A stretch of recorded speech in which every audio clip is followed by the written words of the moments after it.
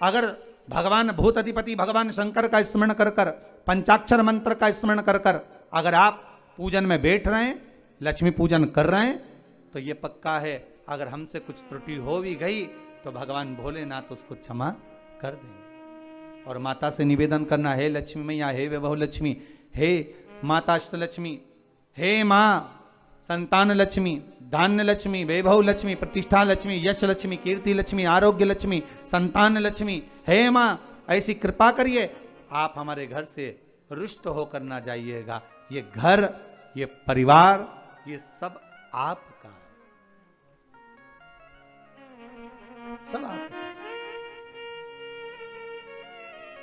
ये किसी दूसरे का नहीं। मां पूजन करते समय माता लक्ष्मी से जरूर कहें, मां 4 साल हो गए, 2 साल हो गए, ये 2 वर्ष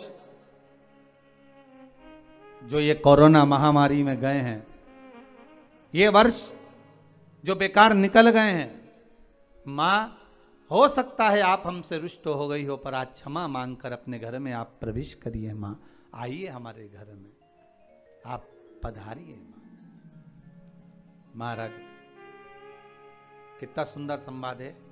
एक साहूकार की बेटी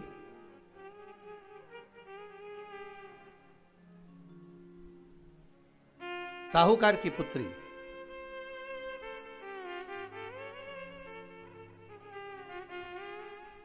पीपल के वृक्ष के नीचे, बेलपत्री के वृक्ष के नीचे, आंवले के वृक्ष के नीचे प्रत्येक अमावस्या को दीप लगाने जाती थी। उसका नियम था।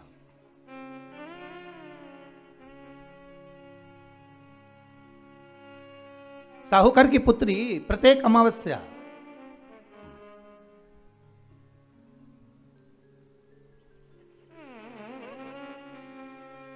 तीन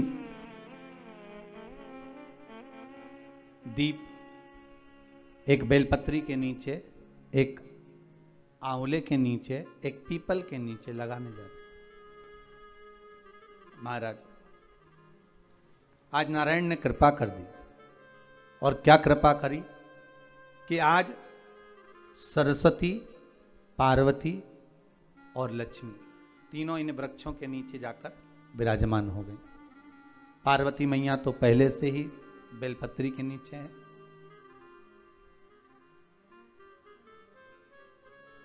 स्वयं सरस्वती मैया, लक्ष्मी मैया आंवले और पीपल के नीचे विराजमान हो गई। अब आज तीनों देवियों में बात हो रही है, आज तीनों देवियों में चर्चा हो रही है कि यदि आज अगर कोई दीप लगाने आया और पहला दीप जिसका लगेगा तो ये पक्का है कि मैं लक्ष्मी उसके घर में प्रवेश करूंगी।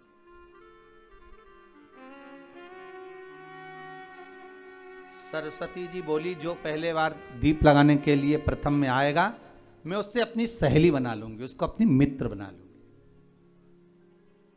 पार्वती जी बोली, जो प्रथम दीप लगाने आएगा, पार्वती जी कहती हैं मैं भगवान शिव से कहकर उनका कल्याण करवा दूंगी। अब ये साहूकार की बेटी, वो साहूकार जो कहने का तो साहूकार था, धन पूर्व में बहुत था, पर अब इसके पास में कुछ भी नहीं बचा था। देखिए सुख दुख तो जीवन में चलता रहता है, आज सुख है कल दुख है, फिर दुख है फिर सुख है, ये जीवन में चलता रहता है। भगवान ने दिया, हो सकता है पूर्व में आपके पास में खूब धन होगा, वैभव होगा, सत्ता होगी, फैक्ट्रियां भी होंगी, दुकान भी होगा, धंधा भी होगा, पानी भी होगा, सब कुछ, सारी सत्ता आपके पास में होगी, पर समय की घड़ी किसने देखी है साहब? कौन देखा घड़ी को, कौन देखा पल को? इसीलिए कहते हैं ना, बार बार कहते हैं, तेरा पल पल बीता जाए, मुख से जप ले नमः शिवाय, ओम नमः शिवाय, ओम नमः शिवाय। बड़ी मुश्किल से मिलता है। घड़ी पल समय नक्षत्र कब बदल जाए किसको मालूम है? आज साहूकार के जीवन में था साहूकार कहने का, पर धन नहीं था, वैभव नहीं था, सब समाप्त हो गया था, कहीं पैसा चले गया, लग गया। महाराज बेटी ने वही दीप तैयार करे। दीपावली की अमावस्या नहीं थी, पर दूसरी जो अमावस्या थी, उस अमावस्या पे उसने दीप लगाया। जैसे दीप लगाया, 3 देवियों ने आवाज लगाई, अरे सखी सुनो तो। साहूकार की बेटी बोली, किसकी आवाज आ रही है? अरे सखी सुनो तो। सखी ने कहा, क्या बात है? आवाज आई, 3 सुंदर स्त्रियां, बड़ी सुंदर युवती बनकर, सुंदर आभूषण वस्त्र पहनकर बैठी हुई थी। एक ही जगह पर तीनों बैठी हुई हैं। इसी को त्रिवेणी कहते हैं महाराज। जो त्रिवेणी का जो वृक्ष होता है, उसमें 3 त्रिवेणी का जो वृक्ष होता है, उसमें दिए लगाने का बड़ा महत्व होता है, तो इसी को त्रिवेणी कहते हैं। तीनों बैठी हुई थी। अब तीनों बैठी, आवाज लगाया, हम आपको सहेली बनाना चाहते, सखी बनाना चाहते, आप हमारी सहेली बनेंगी? अब इस साहूकार की बेटी को लगा, ये तो बहुत पैसे वाली दिख रही हैं, धनपति दिख रही हैं, और मैं तो गरीबड़ी, और ना जाने में अगर इनकी सखी बन गई तो फिर इनको क्या मुझे देना पड़ जाए, कोई भरोसा है? इसलिए शास्त्र कहता है कि मित्र भी बनाओ तो सोच समझ कर बनाओ। मित्र भी बनाओ तो सोच समझ कर बनाना। ज्यादा धनपति मित्र बन गया तो मन में आएगा कि जब ये घर आएगा तो इसको घृत का भोजन तो कराना ही पड़ेगा, घी का भोजन तो कराना ही पड़ेगा। इसलिए मित्र भी बने तो ऐसा बने कि जो आपके सम्मुख में हो, उसको धन और वैभव से मतलब ना हो, उसको सत्ता से मतलब ना हो, आप उसको केवल आप से मतलब, आपकी मित्रता से मतलब। साहूकार की बेटी ने कहा, मैं आपको कल बताती हूं, मेरे पिताजी से पूछूंगी मैं आपको मित्र बनाऊं कि ना बनाऊं। ठीक है, चलिए घर पहुंची। पिताजी, मुझे 3 सखियां मिली हैं, एक सरस्वती है, एक पार्वती है और एक लक्ष्मी है। अच्छा, पीपल, आंवला और बेलपत्र तीनों वहां विराजमान। अच्छा, क्या कह रही हैं? सखी बनाना चाहती है। पिताजी ने कहा, बन जाओ सखी, सखी बनने में दिक्कत क्या है, बनो। अब दूसरी अमावस्या पे जब वो गई और जाकर उसने कहा कि मैं आपकी सखी बन सकती हूं, तीनों प्रसन्न हो गई। तो उसमें से एक सखी माता लक्ष्मी ने कहा कि चलो आज तुम हमारे घर चलो, हम तुम्हारा सम्मान करना चाहते हैं। सखी को माता लक्ष्मी अपने घर ले गई। साहूकार की बेटी को जब घर लेकर गई, सुंदर सोने की चौकी, सोने की थाली और सोने के गिलास, पकवान एक से बढ़कर एक माता लक्ष्मी ने जब साहूकार की बेटी के सामने परोसे, इधर माता सरस्वती, इधर माता पार्वती नजदीक में बैठ गईं और साहूकार की बेटी पकवान को पाने लगी।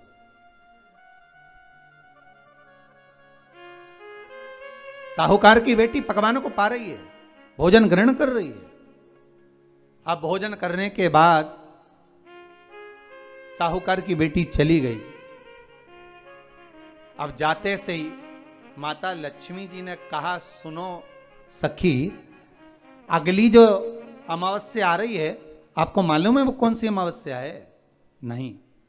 कहा, दीपमालिका, दीपावली की अमावस्या, आपको मालूम है? ओहो, पर एक बात हम आपको कहें। लक्ष्मी जी बोली, एक बात हम आपको कहें। हाँ बोलिए।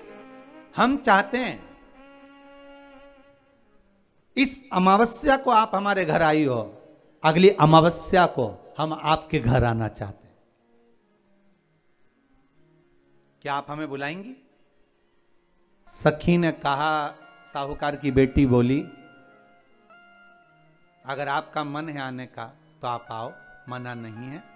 साहूकार की बेटी हूं मैं। लक्ष्मी जी ने मन में सोचा, ठीक है, तैयारी करो।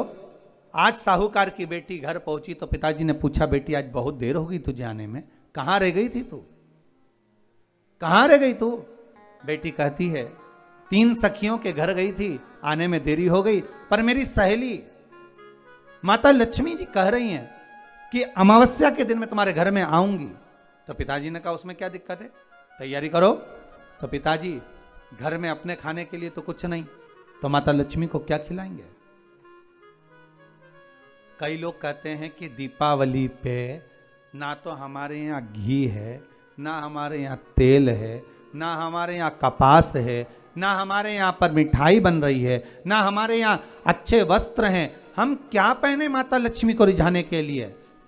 परशु महापुराण की कथा कहती है अगर आपका भरोसा, आपका विश्वास, आपकी दृढ़ता परमात्मा के चरणों में लगी है तो परमात्मा लक्ष्मी पूजन की व्यवस्था भी वही कर कर देगा कि लक्ष्मी जी का सम्मान कैसे करना, आदर कैसे करना है। घर में बच्चों का विवाह होता है, टेंशन आपको होता है, परमात्मा पर छोड़ दो, भगवान विवाह कराने वाला होगा, भगवान पाणिग्रहण संस्कार कराएगा, भगवान व्यवस्था करेगा, क्योंकि जन्म उसी ने दिया है तो मृत्यु भी वही देता है। जन्म उसी ने दिया है तो पाणिग्रहण संस्कार भी वही करा देता है। क्यों सोचना।